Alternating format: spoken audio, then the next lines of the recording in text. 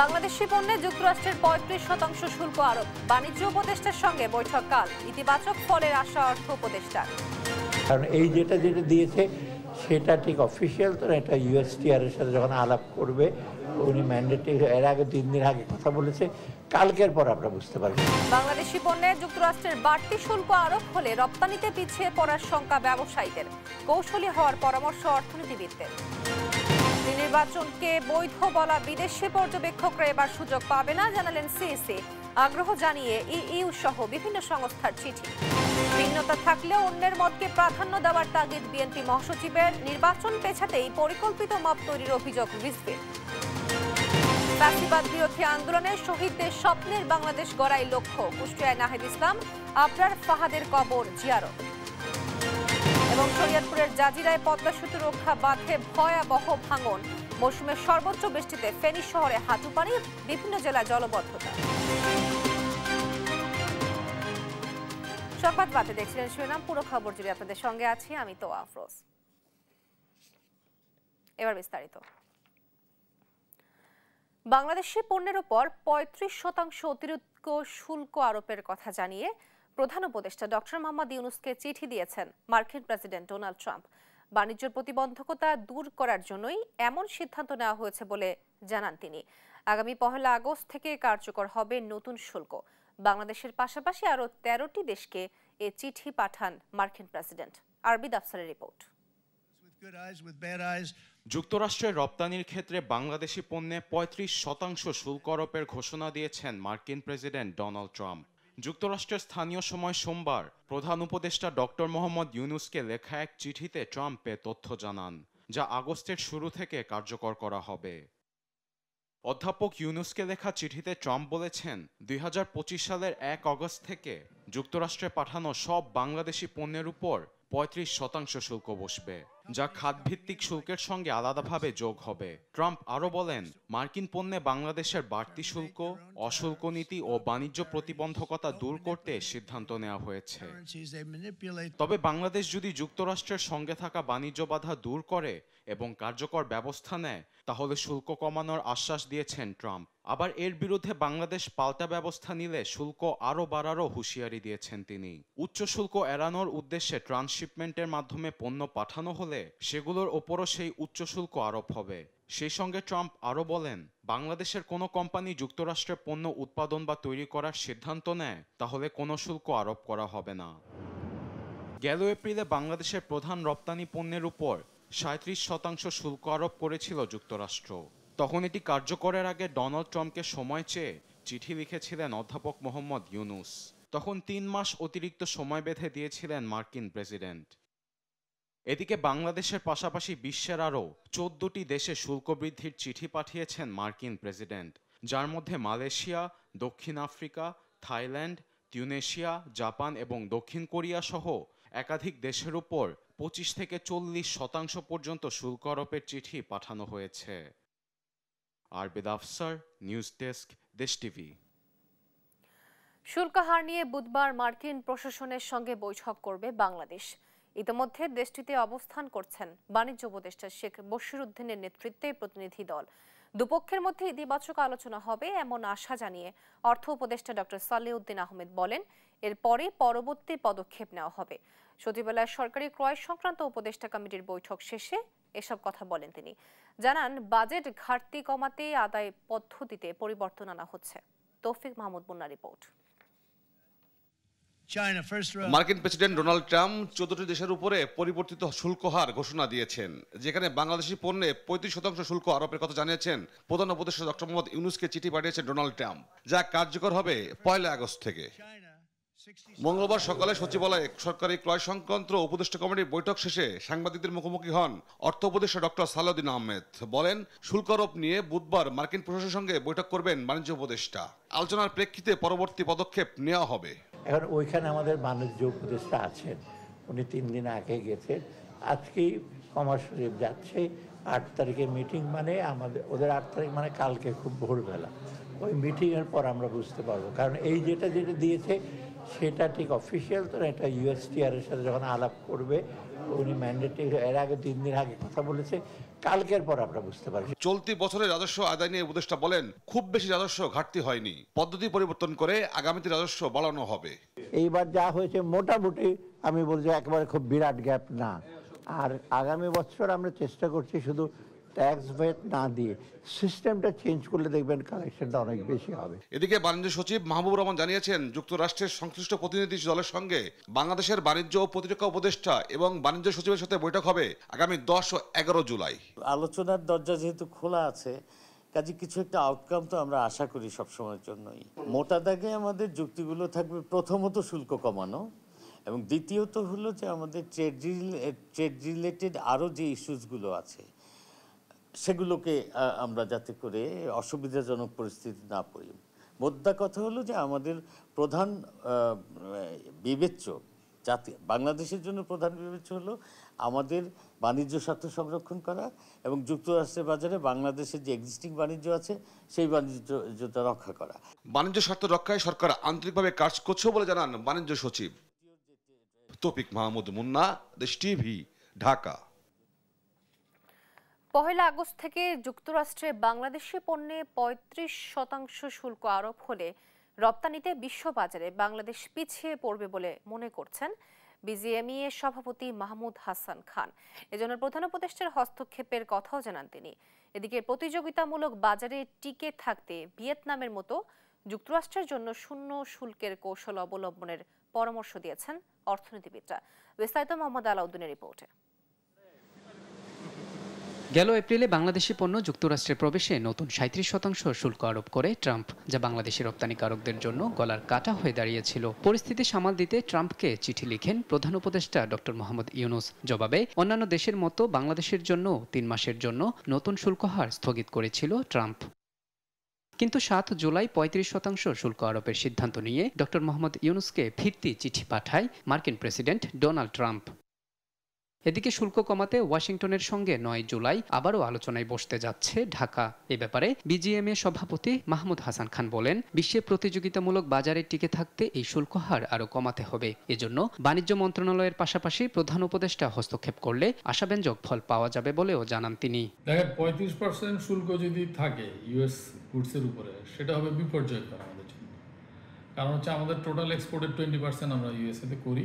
সেটার ক্ষেত্রে আমাদের যে প্রতিযোগিতার সক্ষমতা সেটা কমে আসবে। কারণ আমাদের কম্পিটিটিভ কান্ট্রির চেয়ে আমাদের যদি ট্যারিফের পরিমাণ 10 থেকে 15% পার্থক্য থাকে, সেইটা হলো অ্যাডজাস্ট করা খুব একদম অসম্ভব বিষয়। বাণিজ্য উপদেষ্টা নিজেই এখন এটার মধ্যে ইনভলভ হয়েছেন। আমরা মনে করি প্রধান উপদেষ্টার এটাতে ইনভলভ হওয়া উচিত, তাইলে একটা ভালো বা আমাদের এক্সপেক্টেড রেজাল্ট পাওয়া সম্ভব। এদিকে বাণিজ্য কৌশল হিসেবে ভিয়েতনামের মতো বাংলাদেশকেও যুক্তরাষ্ট্রের পণ্যে শুল্ক কমিয়ে সমঝোতায় আসার পরামর্শ দেন অর্থনীতিবিদ মোহাম্মদ মাজিদুল হক। পাল্টা শুল্ক নীতির যে নেগোসিয়েশনের বিষয়টা যদি আমরা সফল না হয়, তাহলে কি বাংলাদেশের অর্থনীতি কিন্তু সামনের দিকে এগিয়ে যাওয়ার জন্য অনেক পিছিয়ে পড়বে এবং প্রতিদ্বন্দ্বী দেশ থেকে অনেক পিছিয়ে পড়বে। কারণ বাংলাদেশের অর্থনীতির ক্ষেত্রে যারা প্রতিদ্বন্দ্বী, ভিয়েতনাম বলেন, থাইল্যান্ড বলেন, লাওস বলেন, তারা যদি সফলভাবে মার্কিন যুক্তরাষ্ট্রের সাথে পাল্টা শুল্ক নীতির বিষয়ে যদি আপনার আলোচনা করে ফলপ্রসূ রেজাল্ট পায়, ফলাফল পায়, তাহলে কিন্তু বাংলাদেশ অনেক পিছিয়ে যাবে।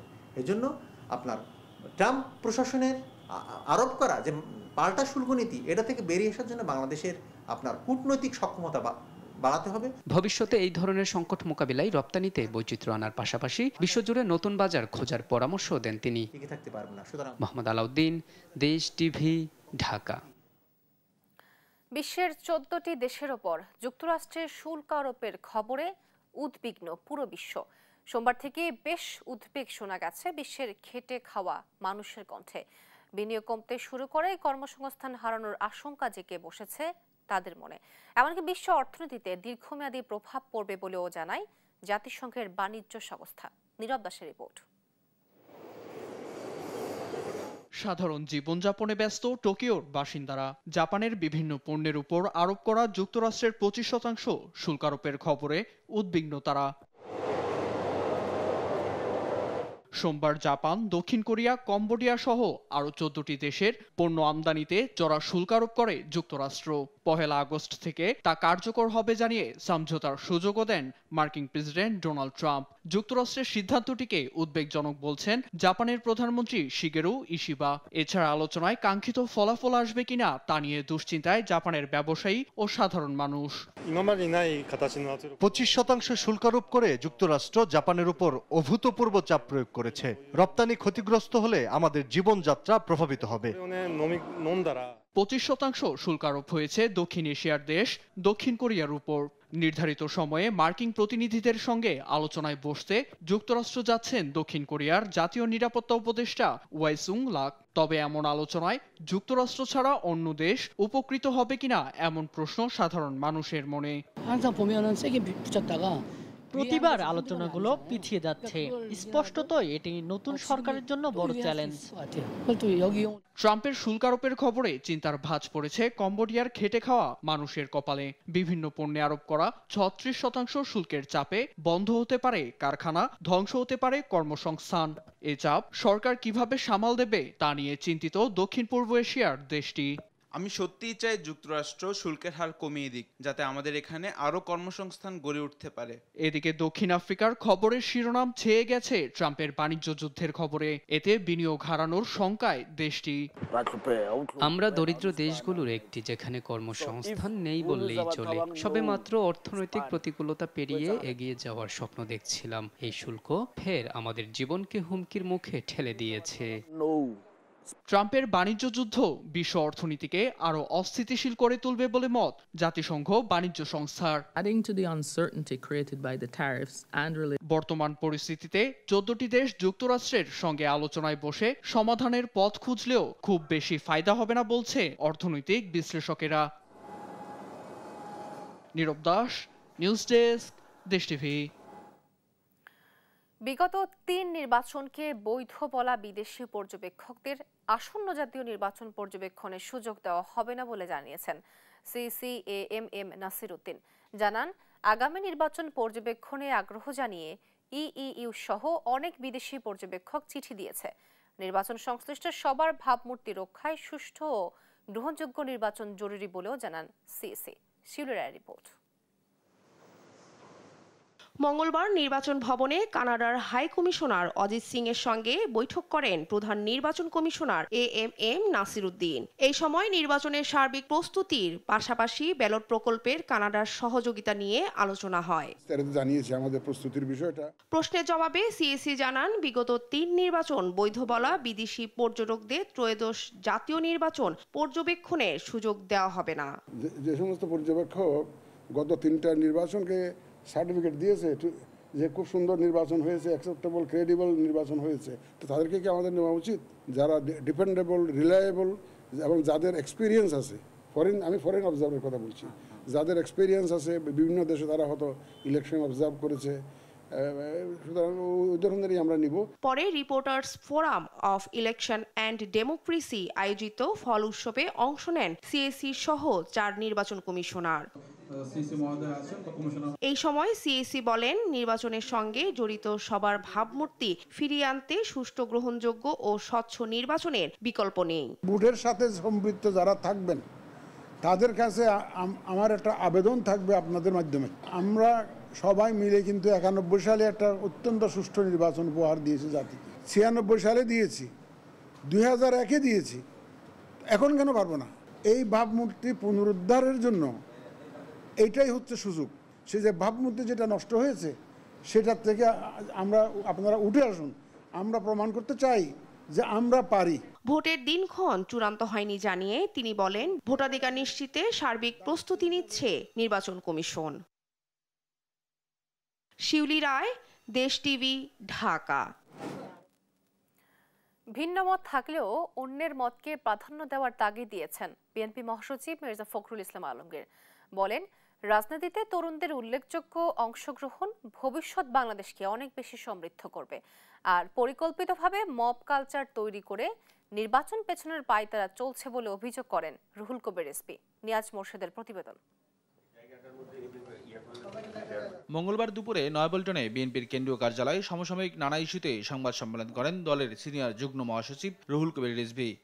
পুলিশ অফিসার, একজন প্রশাসনিক কর্মকর্তা, তার অভিযোগ শেখ হাসিনার মতো নানা বয়ান তৈরি করে নির্বাচন পেছানোর অপচেষ্টা চলছে। আওয়ামী আমলের কালো টাকা ও তাদের দোসরদের আন্ডারগ্রাউন্ড তৎপরতার কারণে দুষ্কৃতিকারীরা আশকারা পাচ্ছে এবং সমাজে নৈরাজ্য তৈরির সম্ভাবনা সৃষ্টির আলামত দেখা যাচ্ছে, যেটার আমরা ঘোর বিরোধী।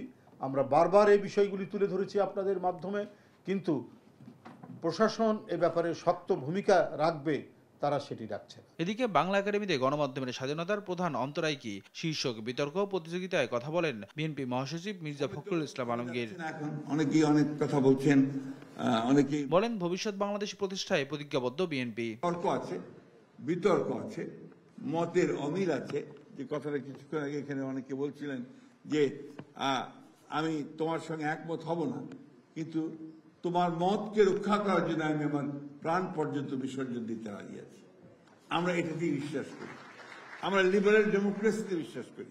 আমরা বিশ্বাস করি যে আমার কথা বলার স্বাধীনতা থাকতে হবে, তোমারও কথা বলার স্বাধীনতা থাকতে হবে, এবং এটাই হচ্ছে উপযুক্ত একটা ডেমোক্রেসি। গণমাধ্যমের উপর সরকার ও মালিকদের হস্তক্ষেপ রোধে কঠোর নীতিমালা প্রণয়নের দাবি ওঠে অনুষ্ঠানে। নিয়াজ মোরশেদ, দেশ টিভি, ঢাকা। ফ্যাসিবাদ বিরোধী আন্দোলনে শহীদদের স্বপ্নের বাংলাদেশ বিনির্মাণে এনসিপি কাজ করে যাবে, এমনটাই জানালেন দলটির আহ্বায়ক নাহিদ ইসলাম। বলেন বাংলাদেশপন্থী রাজনীতি করবে এনসিপি। মঙ্গলবার দুপুরে কুষ্টিয়ায় জুলাই পদযাত্রা পরবর্তী পথসভায় কথা বলেন তিনি। এর আগে বুয়েট শিক্ষার্থী শহীদ আবরার ফাহাদের কবর জিয়ারত করেন এনসিপি নেতারা। নাহিদ হাসান তিতাসের তথ্য ছবিতে জানাচ্ছেন আপন অপু। জুলাই গণ অভ্যুত্থানের বার্ষিকীতে সারা দেশে পদযাত্রা কর্মসূচি পালন করছে জাতীয় নাগরিক পার্টি এনসিপি। পদযাত্রার অষ্টম দিনে কুষ্টিয়ায় জুলাই আন্দোলনে শহীদদের পরিবারের খোঁজ খবর নেন কেন্দ্রীয় নেতারা। পরে বুয়েট শিক্ষার্থী আবরার ফাহাদের কবর জিয়ারতের মধ্য দিয়ে শুরু হয় জুলাই পদযাত্রা। আহ্বায়ক নাহিদ ইসলাম বলেন ফ্যাসিবাদ ও ভারতের আধিপত্যবাদ বিরোধী আন্দোলনের শহীদদের স্বপ্নের বাংলাদেশ নির্মাণই এনসিপির লক্ষ্য। ফ্যাসিবাদ বিরোধী লড়াইয়ে আন্দোলনের সময় গত 16 বছরে যারা গুম, খুন এবং নির্যাতনের শিকার হয়েছে, আমরা সেই সকল শহীদ এবং সকল নির্যাতিত মানুষকে ধারণ করি। সেই শহীদরা যেই স্বপ্নের বাংলাদেশ দেখেছিল, যে স্বাধীন সার্বভৌম মর্যাদার বাংলাদেশ স্বপ্ন দেখেছিল, যে বাংলাদেশপন্থী রাজনীতির উত্থান তারা করতে চেয়েছিল, আমরা সেই রাজনীতি করতে চাই। এনসিপি নেতারা বলেন অল্প সময়ের মধ্যে এনসিপি সাধারণ মানুষের যে সাড়া পেয়েছে তা অন্য কোনো দল পায়নি। জনসমর্থন নিয়ে সরকার গঠনের আশাবাদও জানান তারা। সামনের বাংলাদেশকে আমরা সংস্কার এবং বিচারের আঙ্গিকে বিনির্মাণ করতে চাই।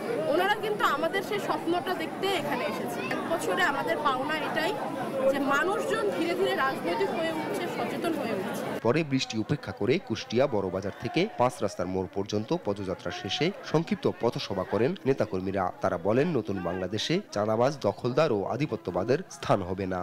আবার যদি কোন রাজনৈতিক দল, কোন রাজনৈতিক পক্ষ সেই আধিপত্যবাদের গোলাম হতে চায়, আমরা তার বিরুদ্ধে দাঁড়াবো। আমরা স্পষ্টভাবে স্লোগান তুলেছি, গোলামি নয়, আজাদি চাই। আমরা সকল দুর্নীতিবাজ এস্টাবলিশমেন্টকে উপরে ফেলে দিয়ে এসেছি বর্ডারের ওই পাশে। এখন হাসিনা কোথায়? আর যদি নতুন করে কুষ্টিয়ার বুকে কেউ নতুন হাসিনা, নতুন হানিফ হয়ে উঠতে চায়, আমরা তাদের প্রতিহত করব। কুষ্টিয়ার কর্মসূচি শেষে মেহেরপুরে পদযাত্রা ও পথসভা করে এনসিপি। নেতারা বলেন যারা টাকা দিয়ে ভোট কেনে তারা জনগণকে গোলাম বানিয়ে রাখে। সংস্কার ও বিচার ছাড়া কোনো নির্বাচন এনসিপি মানবে না বলেও জানান তারা। আপন অপু, নিউজ ডেস্ক, দেশ টিভি। দেখছেন সংবাদ রাত।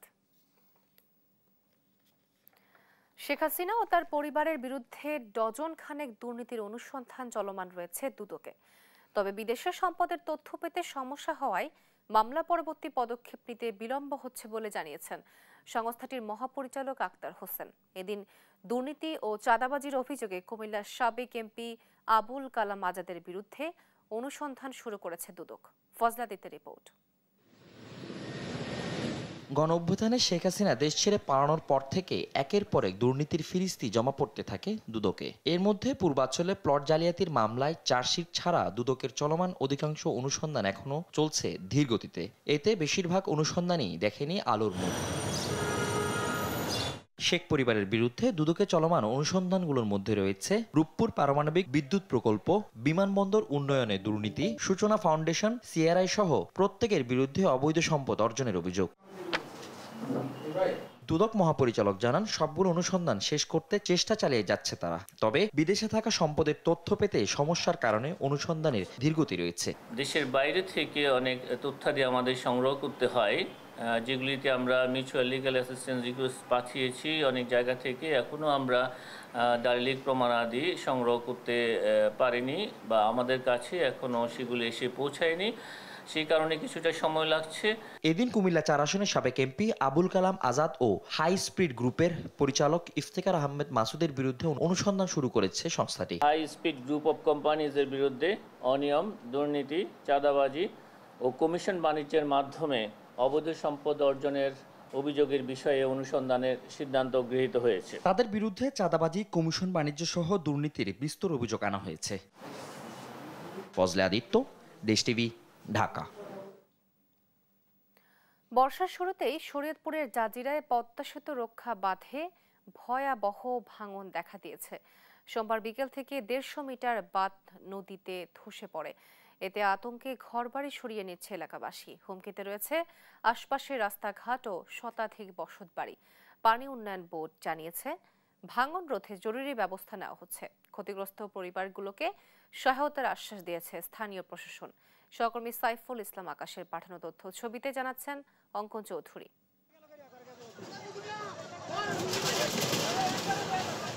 চোখের সামনে পদ্মায় তলিয়ে যাচ্ছে চাচার দোকান, তবুও থামেনি সে। ভাঙার আগেই কাঁধে তুলে নিয়েছে কাঠের গুঁড়ি, চোখে শুধু বাঁচার আকুতি। প্রকৃতির নির্মম আঘাতেও যে শিশু এমন অটল, তার দৃঢ়তায় বড়রাও বিস্মিত। অনেক জায়গা ভাঙতেছে, আমরা বিপদে আছি, আঙ্গ বাঁচান। পদ্মার ভাঙনে শুধু মিজান নয়, আতঙ্কে দিন কাটাচ্ছে অন্তত 600 পরিবার। নদী ভাঙনে মাত্র 1 ঘন্টায় ভেঙে পড়েছে 150 মিটার বাঁধ। এতে ক্ষতিগ্রস্ত হয় 50টি ঘর ও 9টি দোকান। হঠাৎ করে তীব্র ভাঙন শুরু হয়। প্রথমে তলার পানির গর্ভে বিলীন হয়ে যায় এবং এখানে লজঘাটের সিঁড়ি ছিল, সেটাও চলে যায়। 2টা থেকে আমি মাইকিং করে লোকজন ছড়াই রাখতেছি। জায়গাটা সম্পূর্ণ ঝুঁকিপূর্ণ। হাটে একটা সারের দোকান একবারে অসংখ্য ভাঙনে একবার নদীর ভিতরে চলে যায়। কিছুদিন আগে আমাদের এখানে ভাঙছে, আমরা আবেদন জানাইছি উপদেষ্টা রায়গুলো, তারপরে আমাদের জায়গাগুলি ভাঙতেছে, আমরা তো যাবো। পদক্ষেপ না নেওয়ার কারণে অনেকগুলো পরিবার এখন বিলীন হয়ে যাচ্ছে। ধসে পড়া বাঁধের পরিদর্শনে গেছেন পানি উন্নয়ন বোর্ডের ফরিদপুর অঞ্চলের প্রধান প্রকৌশলী। তিনি জানিয়েছেন, ভাঙন রোধে জরুরি ও প্রয়োজনীয় ব্যবস্থা নেওয়া হচ্ছে। আমরা খুব দ্রুত ঠিকাদার মোবিলাইজ করে কাজ শুরু করব। উপজেলার নির্বাহী কর্মকর্তা জানিয়েছেন, ভাঙন রোধে জরুরি ভিত্তিতে বাঁধ নির্মাণের চেষ্টা চলছে। সার্বিক পরিস্থিতিটা আসলে আমাদের নজরদারির মধ্যে আছে এবং বেশ কিছু পরিবার আসলে হচ্ছে যে তারা সতর্কতামূলক ব্যবস্থা হিসেবে অন্যত্র সরিয়ে নিয়েছে। পদ্মা সেতু প্রকল্পের আওতাভুক্ত 2 কিলোমিটার ঝুঁকিপূর্ণ বাঁধ নিয়ে পানি উন্নয়ন বোর্ড আগে থেকেই সতর্ক ছিল। দ্রুত ভাঙন ঠেকাতে পরিকল্পিত ও টেকসই বাঁধ নির্মাণের প্রত্যাশা স্থানীয়দের।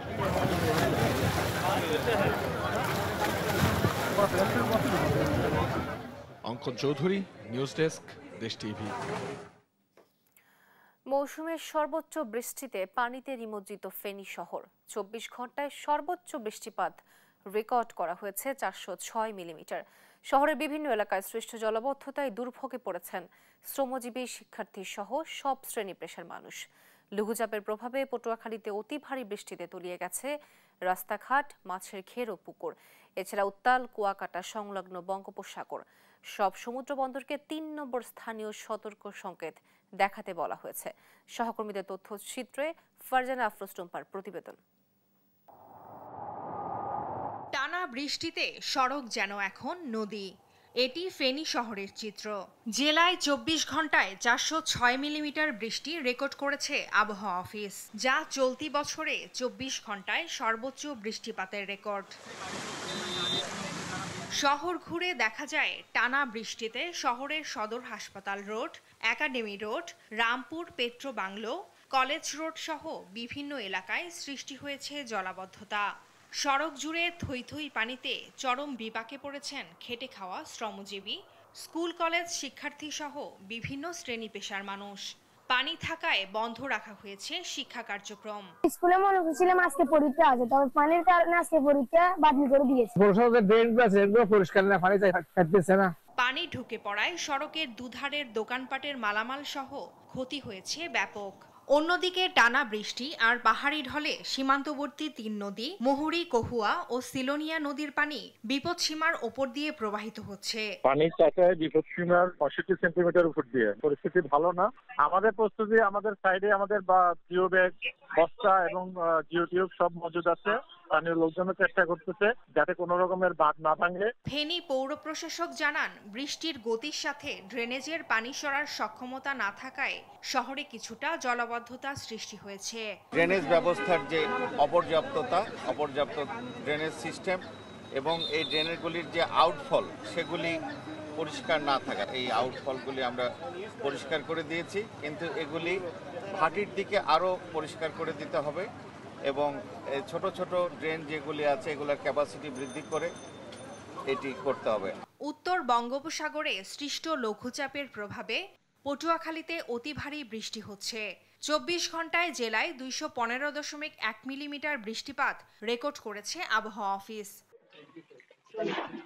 টানা এক সপ্তাহের বৃষ্টিতে পৌর শহরের বিভিন্ন স্থানে দেখা দিয়েছে জলাবদ্ধতা। পানিতে ডুবে আছে সবুজবাগ, নতুন বাজার, তিতাস মোড় সহ বিভিন্ন স্থানের সড়ক। তলিয়ে গেছে গ্রামাঞ্চলের অসংখ্য মাছের ঘের ও পুকুর। পানিতে সব ঘরদুয়ার বন্যায় ভরে গেছে, আমরা খাদ্যখানাও খাইতে পারি না। অনেক পানি, এই জন্য আমি বাসায় স্কুলে যেতে পারি না। এদিকে কুয়াকাটা সংলগ্ন বঙ্গোপসাগর বেশ উত্তাল রয়েছে। ছোট বড় ঢেউ আছড়ে পড়ছে তীরে। ঝড়ো হাওয়ার আশঙ্কায় সব সমুদ্র বন্দরকে 3 মাত্রার সতর্ক সংকেত দেয়া হয়েছে। মাছ ধরা ট্রলারসমূহকেও নিরাপদ আশ্রয়ে থাকতে বলা হয়েছে। ফারজানা আফরোজ টুম্পা, নিউজ ডেস্ক, দেশ টিভি। দেখছেন সংবাদ রাত।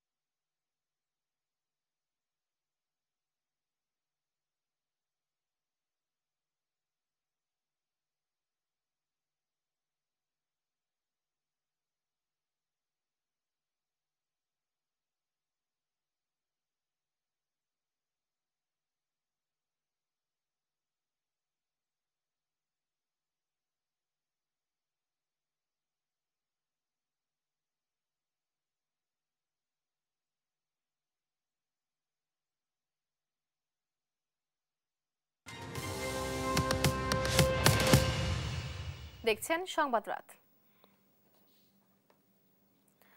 চলচ্চিত্র অভিনেতা দীপজল সহ দুজনের বিরুদ্ধে এসিড নিক্ষেপ ও মারধরের অভিযোগে মামলা করেছেন গার্মেন্টস কর্মী এক নারী। রাজধানীর গাবতলীর গরুর হাটে দীপজলের সাথে দেখা করতে গেলে তার সহকারীকে দিয়ে হাত পা বেঁধে মারধর করে ভুক্তভোগী নারীর শরীরে এসিড ঢেলে দেন তারা। ওই নারীর অভিযোগ, দীপজল ক্ষুব্ধ হয়েই এ কাজ করেছেন। মামলাটি সিআইডিকে তদন্ত করে প্রতিবেদন দাখিলের নির্দেশ দিয়েছেন আদালত। তদন্তারণ্যকে সাথে নিয়ে আরো জানাচ্ছেন নাহিদ ইসলাম। মামলার বিবরণে জানা যায়, চলতি বছরের 2 জুন চলচ্চিত্রের পর্দার খলনায়ক মনোয়ার হোসেন দীপজল বাস্তবেও ঘটালেন ভিলেনের এক দৃষ্টান্ত। তার সাথে দেখা করতে গেলে গার্মেন্টস কর্মী এক নারীকে হাত পা বেঁধে মারধর করেন তার সহযোগীরা। এরপর গ্যালন ভর্তি অ্যাসিড এনে ঢেলে দেন ওই নারীর শরীরে। দীর্ঘ 7 দিন ঢাকা মেডিকেলে চিকিৎসা শেষে ফিরে এসে দারুসালাম থানায় মামলা করতে যান ওই নারী। তবে থানায় পুলিশ মামলা না নেয় অ্যাসিড নিক্ষেপ ও মারধরের অভিযোগে দীপজল ও তার সহকারী ফয়সালের বিরুদ্ধে মঙ্গলবার আদালতে মামলা করেন ভুক্তভোগী নারী। আমার তলপেটা লাথি দিছে, আমার সিলি ফাইটি গেছে, এরপরে লাথি দিয়ে হাইরা পরে ফয়সালা কইতাছে অনেক একটা গ্যালান আছে ছোট, এই গ্যালানটা নিয়ে আন ওরে জমের একটা শিক্ষা দিয়ে দে। ভুক্তভোগীর আইনজীবী জানান, আদালত মামলাটি গ্রহণ করে সিআইডিকে তদন্ত করে প্রতিবেদন দাখিলের নির্দেশ দিয়েছেন। এসিড অপরাধের 7 ও 5 ধারা আমরা মামলাটা করেছি এবং এটা যদি প্রমাণিত হয় তার যাবজ্জীবন কারাদণ্ড হওয়ার একটা অপরাধ সে সংগঠিত করেছে। এদিকে থানা পুলিশ মামলা না নেয় অসন্তোষ প্রকাশ করেন রাষ্ট্রপক্ষের আইনজীবী। এই নারী আপনার সংশ্লিষ্ট যে থানা, সেই থানাতে এই বিষয়ে অভিযোগ দেওয়ার জন্য যায়। মনোয়ার হোসেন দীপজল ওই অঞ্চলে এতটাই বেশি প্রভাবশালী যে কিনা থানাটা তার এখনো থানা পুলিশ কোর্ট এবং ওসি তার কন্ট্রোলে। ওই দিনের ঘটনার লোমহর্ষক বর্ণনা দিয়ে ন্যায় বিচারের দাবি জানান রাশিদা আক্তার। কেন দীপজল ভাই আমার শরীরে অ্যাসিড মারলো, হুকুম দিল, এই বিচারটা আমি 10-17 কোটি মানুষের কাছে আমি এই বিচারটা চাই। মামলার পর থেকে ভিকটিমকে নানাভাবে হুমকি প্রদান করা হচ্ছে বলেও অভিযোগ করেন ভুক্তভোগী। এনআই নাহিদ, দেশ টিভি, ঢাকা। জঙ্গি সংশ্লিষ্টতার অভিযোগে সন্ত্রাস বিরোধী আইনের মামলায় মালয়েশিয়া ফেরত 4 আসামির 4 দিনের রিমান্ড মঞ্জুর করেছে আদালত। মঙ্গলবার বিকেলে Dhaka chief metropolitan magistrate Mohammad Minhajur রহমানের আদালত এই আদেশ দেন। মামলার তদন্তকারী কর্মকর্তা আসামিদের আদালতে হাজির করে 7 দিনের রিমান্ড আবেদন করেন। শুনানি শেষে 4 দিন করে রিমান্ড মঞ্জুর করেন আদালত। এর আগে গেল 5 জুলাই মালয়েশিয়ায় জঙ্গি সংশ্লিষ্টতার অভিযোগে গ্রেফতার হওয়া 35 প্রবাসীর বিরুদ্ধে ঢাকার বিমানবন্দর থানায় মামলা করেন অ্যান্টি টেরোরিজম ইউনিটের পুলিশ পরিদর্শক আব্দুল বাতেন। গেল 27 জুন মালয়েশিয়ার স্বরাষ্ট্রমন্ত্রী উগ্র জঙ্গি আন্দোলনে সরাসরি জড়িত থাকার অভিযোগে 36 বাংলাদেশিকে গ্রেফতারের তথ্য দেন। র্যান্ডম হোস্টেলে রেড দেওয়ার কারণে তারা অ্যারেস্ট হয় এবং তাদেরকে ছেড়েও দেওয়া হয়। ছেড়ে দেওয়ার কারণে তারা বৈধভাবে টিকিট কেটে বাংলাদেশে তারা আসে। 7 দিনের রিমান্ড আবেদন করেছিল রাষ্ট্রপক্ষ, আমরা তার বিরোধিতা করেছি এবং 4 দিনের রিমান্ড